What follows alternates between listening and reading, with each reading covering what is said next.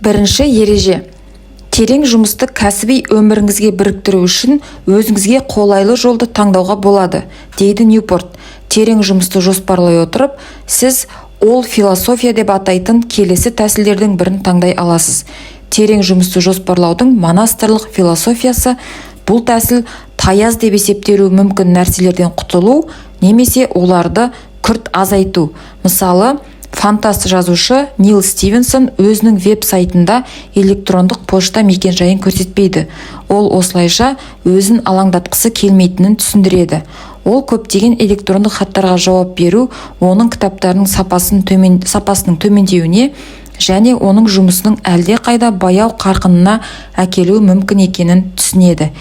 Бимодалдық философия уақытыңызды бөлуден және оның бір бөлігін терең ойларға, ал екіншісін барлық басқа нәрселерге, соның ішінде таяз әрекеттерге арнаудан тұрады. Бұл тәсілде маңызды нәрсе, дейді Ньюпорт. Сіз терең жұмысқа бөлетін уақыт мөлшері ол кем дегенде бір толық күн болу керек. Таңертеңгі бірнеше сағат есептелмейді. Өкінішке орай, көптеген адамдар осы терең жұмыс уақытын қамтамасыз ету үшін жұмыста икемділікке ие емес. Дегенмен, сіз уақыт шеңберін нақты анықтасаңыз және адамдарға терең жұмыс істеуге деген ықыласыңызды білдірсеңіз, олар сіздің шешіміңізді құрметтейтін шығар. Терең жұмысты жоспарлаудың ырғақты философиясы. Егер сіз терең жұмыс сеанстарын жүйелі түрде орындасаңыз, оларды әдетке айналдырасыз. Осылайша, сіз тереңдеткіңіз келсе және күш салудың қажеті жоқ. Мұнда Ньюпорт өзінің жұмысында тамаша болу құпиясын сипаттаған комикс Джерри Сайнфелд туралы әңгімелейді. Ол күн сайын әзіл жазады және күнтізбедегі күнді сызып тастайды. Сондықтан бірнеше күннен кейін ол тізбекті көре алады. Тізбекті өсіру ырғақты тәртіп жасайды және керемет мотивация ретінде жұмыс істейді. Терең жұмысты жоспарлаудың журналистік философиясы. Журналистік философия терең жұмыстан таяз жұмыс режиміне тез ауыса білу. Бұл қабілет өздігінен пайда болмайды, бірақ оны қолдануға болады. Сонымен бұл тәсіл қалай жұмыс істейді? Америкадағы ең жақсы журналистерінің бірі атанған Уолтер Айзексон осылай жұмыс істейді.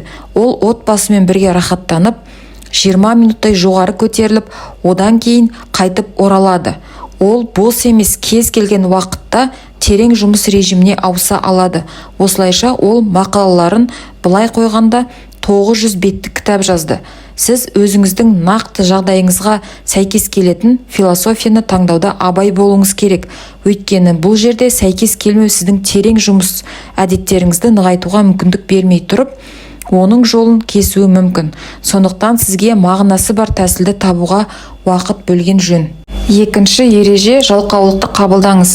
Ең терең концентрацияға жету үшін Ньюпорттың айтуынша адам қалған уақытын зерігумен өткізу керек. Ньюпорт зерігу дегенде адамның миы ауыр жұмыстан босаңсып жатқанда сөзбе-сөз зерігу күйін білдіреді. Бірақ біз әдетте скучно кезде не істейміз? Біз желіге қосыламыз. Сонымен қатар әртүрлі қолданбалар арқылы назар аудару немесе желіні шолу миымызға өте жағымсыз әсер етеді. Үнемі көп тапсырманы орындайтын адамдар сәйкессіздікті сүзе алмайды. Олар жұмыс жадын басқара алмайды. Олар созылмалы түрде алаңдайды. Олар өздерінің миының тапсырмаға қатысы жоқ әлде қайда үлкен бөліктерін қозғайды. Бұл үлкен психикалық бұзылыстар. Сондықтан жалықтырған сайын смартфонды қолға алсаңыз, сізде алаңдататын әдет пайда болады. Бұл терең жұмысқа қарама қайшы.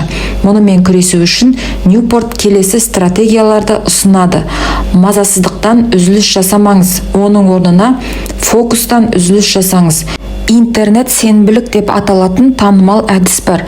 Сіз желілік технологияны пайдалануға рұқсат етілмеген апта күнін таңдайсыз. Бұл әдіс ең пайдалы емес. Жұмадан басқа апта бойы қалаусыз тамақ жесеңіз, бұл сіздің денсаулығыңызды сақтайды ма? Әрине жоқ.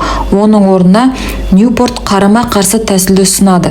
Алаңдаушылыққа берілмеу үшін фокустан үзіліс жоспарлау. Сіз назар аударуыңыз керек уақытта интернеттен аулақ болыңыз. Бұл жұмыс уақытында ғана емес, үйде болғаныңызға да қатысты.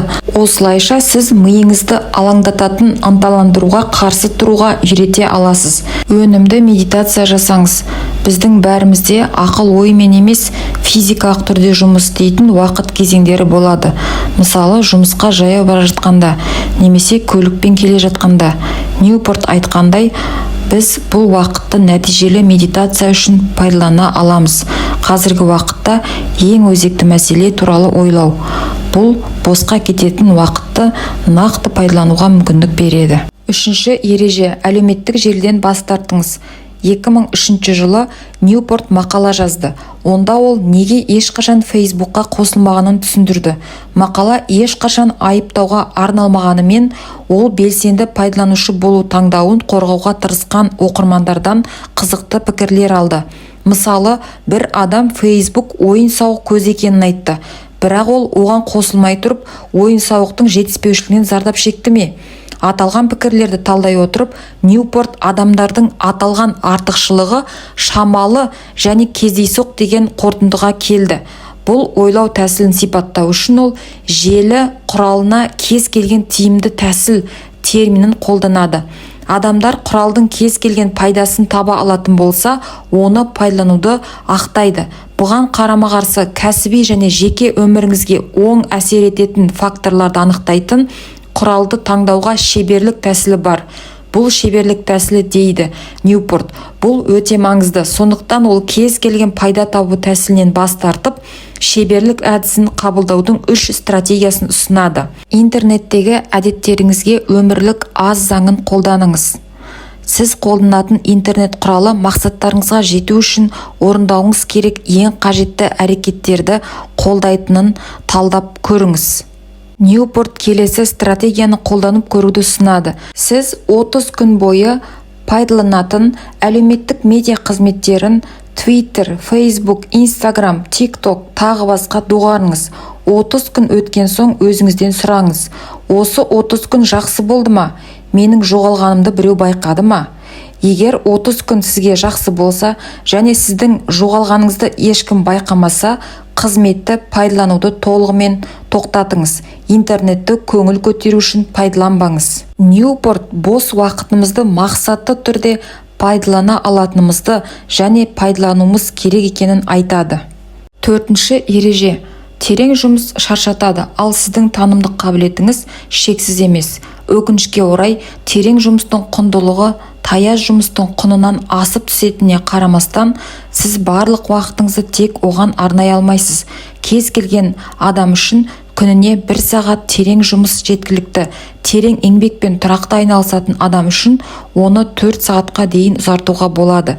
Дегенмен, жиналыстар, телефон қоңыраулары және сіз шынымен басқара алмайтын басқа оқиғалар, ұсақ әрекеттер күтілгеннен әлде қайда көп уақытты қажет етеді.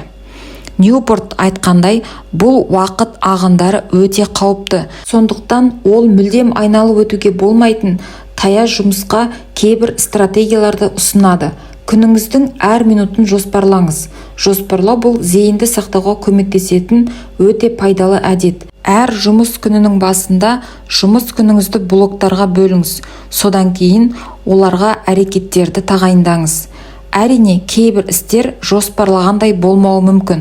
Белгілі бір әрекетке қажетті уақытты қате бағалауыңыз мүмкін, немесе бір нәрсе күтпеген жерден пайда болуы мүмкін. Уайымдамаңыз, кестеңізді әрқашан өзгерте аласыз. Жұмыс күніңізді осылай егжей-тегжейлі жоспарлау шектеулі болып көрінуі мүмкін. Дегенмен, оның идеясы өзіңізді шектеу емес, бұл шоғырландыру. Әрбір әрекеттің тереңдігін сандық түрде анықтаңыз. Жұмысыңызды 5:30-ға дейін аяқтаңыз. Таяз жұмысқа күдікпен қараңыз. Өйткені оның зияны жиі бағаланбайды және оның маңыздылығы өте жоғары деп бағаланады. Жұмыстың бұл түрі сөзсіз болады, бірақ сіз оны сіздің әрекетіңізді анықтайтын тереңірек күш-жігерді толық пайдалану мүмкіндігіңізге кедергі жасамайтындай деңгейде ұстауыңыз керек. терең жұмыс көптеген адамдар ойлағаннан әлде қайда күшті құрал. Дағдыны үйрену үшін әрекеттеріңізді өзгертіп, ерік-жігеріңізді пайдалануыңыз керек. Ал көпшілігімізге бұл ыңғайсыз болып көрінеді. Бірақ егер сіз терең жұмысты өміріңіздің бір бөлігіне айналдыруды таңдасаңыз, сізде бәсекелестер көп болмайды және жетістікке жетуіңіз сөзсіз.